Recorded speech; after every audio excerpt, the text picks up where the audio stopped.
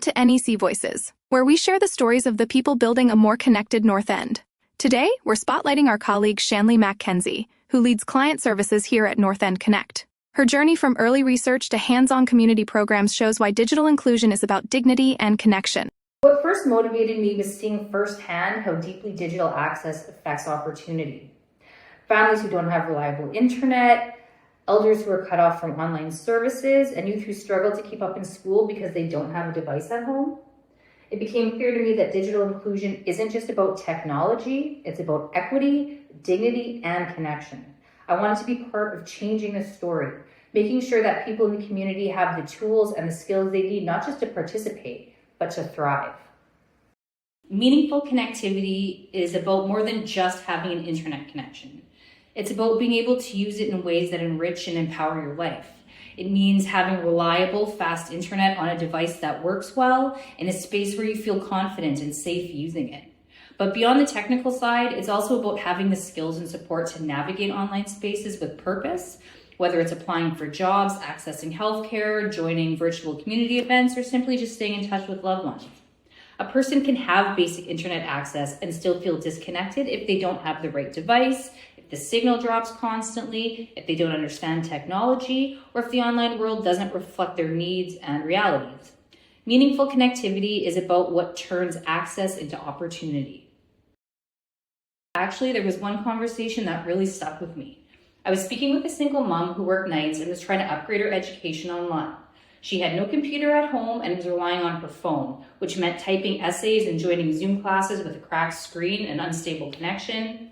She told me it felt like the world was moving ahead of her or without her, and she was just trying to catch up. That moment hit me hard. It wasn't just about inconvenience, it was about lost potential, about someone's future being shaped by something as simple as not having a stable internet connection or the right device.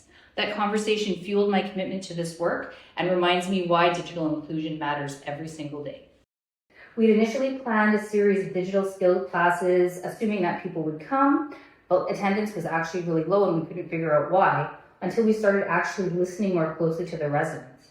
We found that some felt uncomfortable in large formal settings, others couldn't make the timing due to shift work or caregiving responsibilities, and many preferred one-on-one or learning in smaller groups. So we pivoted a bit.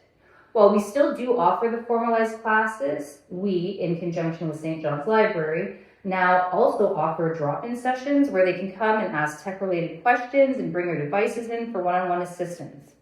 That shift, based entirely on community input, transformed our reach and built trust.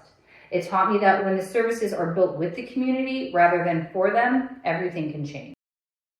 One of my digital literacy students, probably in her late 60s, she picked up her first desktop ever and said, "I thought the internet was only for the young. I didn't know it could help me speak to my granddaughter every night." It wasn't about the device. It was about restoring connection across generations, across distance, across assumptions of who gets to belong online. That simple sentence carried a whole world of meaning, and it reminded everyone in the room that digital inclusion is about dignity as much as it is about data. Looking ahead, I hope to help co-create a digital future in the North End that feels like it belongs to the community, not one that's just handed down or handed off. That means access that's affordable and fast, yes, but also spaces that are welcoming, tools that are relevant, and support that reflects the lived experiences of the people who live here.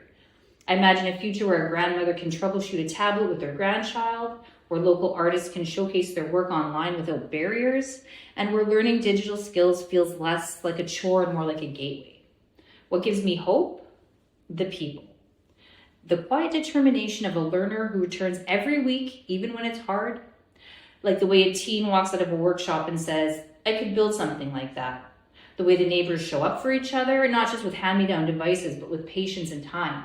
Every handshake, every question, every laugh in the learning space tells me this digital future isn't just possible, it's already beginning. Thank you to Shanleigh for sharing her story and for everything she does to keep the North End connected. To learn more about our programs, visit northendconnect.ca.